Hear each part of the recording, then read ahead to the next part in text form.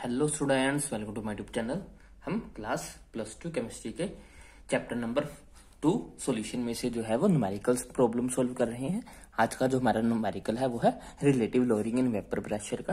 तो देखते हैं स्टेटमेंट क्या है हमारे पास। स्टेटमेंट है हमारे पास, what mass of urea need to be dissolved in 100 gram of water in order to decrease the vapour pressure of the water by 75% and find the molarity of the solution.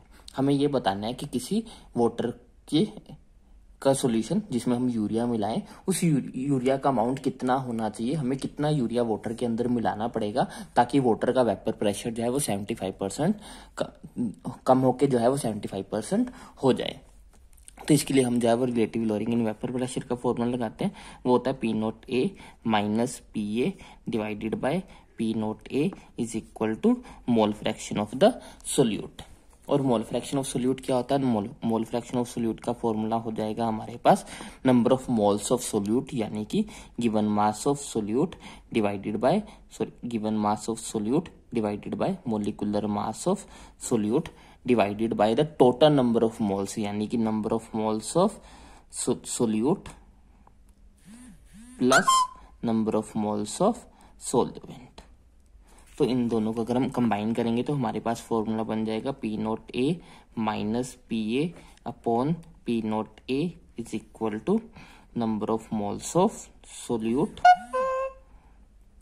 Divided by total number of moles of the solution. इसमें जो है वो दोनों क्या आएंगे, number of moles of solvent भी और solute भी।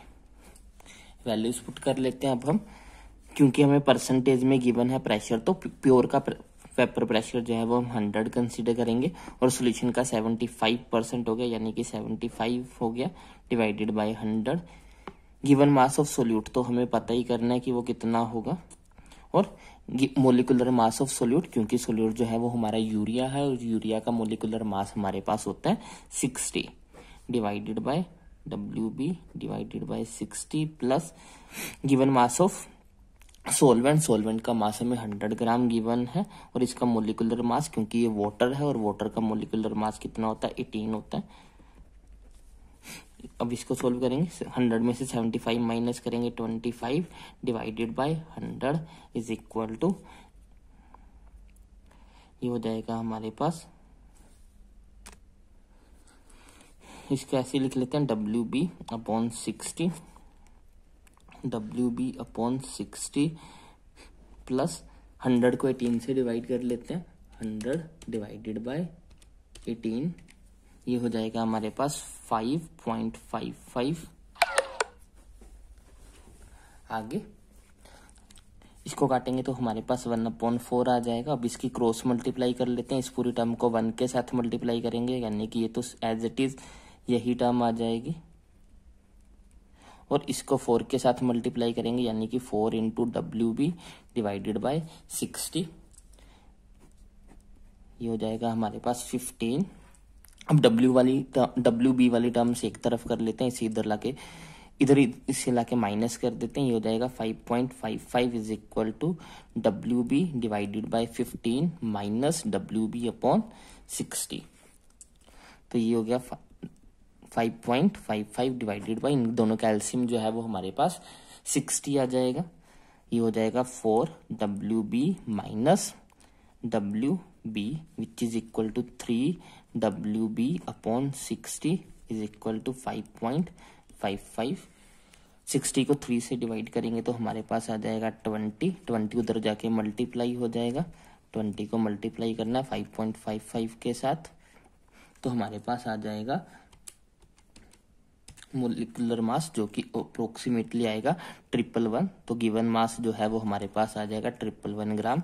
इतना ग्राम जो है वो हमें यूरिया डालना पड़ेगा सॉल्यूशन बनाने के लिए, ताकि उसका वेपर प्रेशर जो है वो 75% कम हो जाए।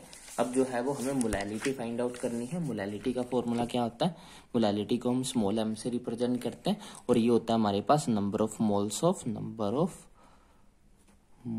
Of solute divided by mass of solvent. अगर ये ग्राम में है तो इसको मल्टीप्लाई करते हैं 1000 के साथ। अब number of moles of solute क्या है? Number of moles of solute कैसे आएंगे, given mass of solute, given mass कितना है 111 और इसका मोलिकुलर मास होता है 60 divided by mass of solvent, solvent कितना था 100 ग्राम मल्टीप्लाइड बाय 1000, 100 को 1000 के साथ डिवाइड करेंगे तो 10 आ जाएगा, ये हो जाएगा 111 डिवाइडेड बाय 60 मल्टीप्लाइड बाय 10, 0 से 0 कैंसर, 111 डिवाइडेड बाय 6, 111 को अगर हम डिवाइड कर दें 6 के साथ तो हमारा आंसर आ जाएगा 18.5 m। तो मोलैरिटी जो है वो हमारे पास 18.5 आ जाएगी। तो ये था हमारा क्वेश्चन। आई होप आपको अच्छे से समझ में आया होगा। अगर आपको कोई भी डाउट हो या आपकी कोई भी क्वारी हो तो आप मुझे कमेंट सेक्शन में लिख सकते हो। अगर आपको वीडियो अच्छी लगी है तो इसको लाइक करें, शेयर करें और चैनल को सब्सक्राइब करें। Thanks for watching, bye bye, take care.